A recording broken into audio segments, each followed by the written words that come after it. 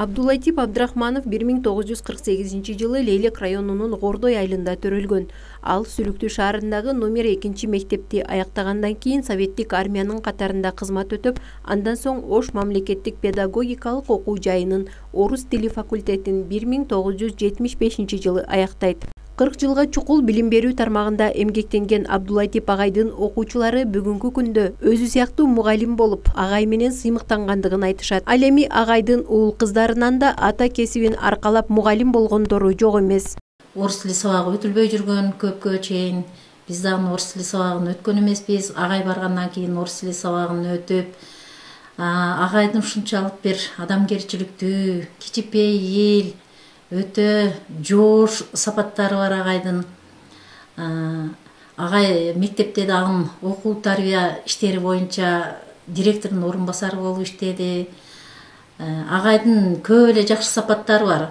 Анан дагы биз агай окуткандан кийин биздин классташтарыбыз, бизден мурдагы өткөн биздин агаларыбыз, эжелерибиз ушул Приалга барып окуп, орус тили сабагын бүтүрүп, орус тили мугалими болуп иштеп калышты. Агайдын окуучулары ата кесибин улантып, мен дагы мугалим болгонумдан абдан сыймыктанам. Анткени мен атамдан көп кеп кеңештерин, акыл насааттарын угуп, атамдын ошо көрсөткөн жолу менен эмгектенип, ушул жакшы иштеп келе жатамын. Үй бүлөдө дагы атам өтө жакшы адам. Бизге эң жакшы тарбия берип, өзүнүн акыл насааттарын айтып, баарыбыздын турмуштан ордубузду таап, жакшы адам болушубузга өтө чоң өзүнүн эмгегин жумшап, салымын кошкон адам. Абдулатип агай кесиби мугалим болгону менен багбанчылык менен алектенген көп кырдуу инсан. 1978-жылы Түркмөнстандын борбору Ашхабадта өткөн улуттук күрөш боюнча борбордук Азиянын чемпиону да болгон. Айтылуу желкеси жерге тийбеген Абдрахман палван менен катарлаш жүрүп, Лейлек жергесинин даңкын чыгарган биздин каарманыбыз өмүрлүк жубайы Кызылгүл жеңе менен бирге өткөргөн өмүрүндөгү бактылуу көз ирмемдер жөнүндө кеңири айтып берди. Hazır kempirim al mezgilde fabrikada işteç. Sülüktü tigi fabrikasında. Hemen mugallim ol işteçim. Tağdır buyurgan eken tanışıp kalıp şunday baş koşkanımız. Baş koşkanımız tanışkanımızdan başta eseptesem 45 yıl boyu durmuş görüp dururuz. 6 kız, bir oğuldun atenesi oldu. Bu lemi Vakit degen oşol bolsa kerekti. Men kanday jumuş kılbayın, mага жеңил болду, оор болду. Бул өмүрүмдөгү профессияма байланышкан жумуштарым, же болбосо үй тиричилигиндеги жумуштарыбыз, же тууган уруктар менен болгон мамилелерибиз баардыгын башкарган ушул кемпир болуп келатат. Өмүрлүк жарыңыз. Үйдү башкарган, чарбаны башкарган, мен жогумда, мен жумушта болгон учурда ушул кемпирим болуп келатат. Ардактуу эс алууга чыккандан кийин айылдын 6 чакырым алыстагы ата конушуна суу чыгарыптыр. Өмүрлүк жубайынын кой дегенине көнбөй 1 чакырымдай арык казып атасы Ибрагим палвандын калтырган керези менен ата конушка алма бак өстүргөн. Bir кездеги bir бозуй араң баткан депсенчени сүрдүрүп 2 гектардай жерди тегиздеген. Күн сайын таң эртеден кетип күйгүм киргенде кайткан өмүрлүк жолдошунун айтканынан кайтпаган мүнөзүн жакшы билген жубайы да кошулуп кетмен жабышып, өйдөдө өбөк ылдыйда жөлөк болуп отуруп 30 жыл дегенде алмалуу бакка айландырган. Азыр бул конушта жер жемиштин баары өсөт. Үй толуп уул кыздары, неберелери келгенде баары ата конушка барабыз дешип шашып турушат. Kooperatif болуп турганда, мен жаач кооперативине карап турганда, ушул жерди мага эренде арендага белгилеген. Көрсөттүм алып келип директорун. Мына ушул эки кичинекей депсенчени мага бергин арендага. Эмне үчүн дейт, сиз ушул жерди аласыз? Ой чоңураак, тегизирээк жерден албайсызбы деп. Анан мен ага түшүндүргөн деле жок мына. Мына азыр сиз көрүп турасыз, бияга кичинерээк депсенче, мына чоңураак.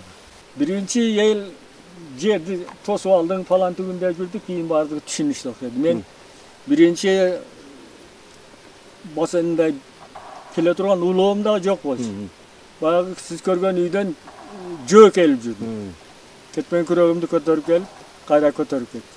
Ата конуштан анча алыс эмес жайда кордойлуктардын аксакалдары жаткан мүрзө бар. Алардын катарында Абдулатип агайдын атасы Ибрагим Палвандын кабыры да бар дешет. Анда жаш болчу кашатта отуруп, балам, бул биздин ата конушубуз, сен да чоңоёсуң. Карылык келип, ой жеткен менен кол жетпей калды балам.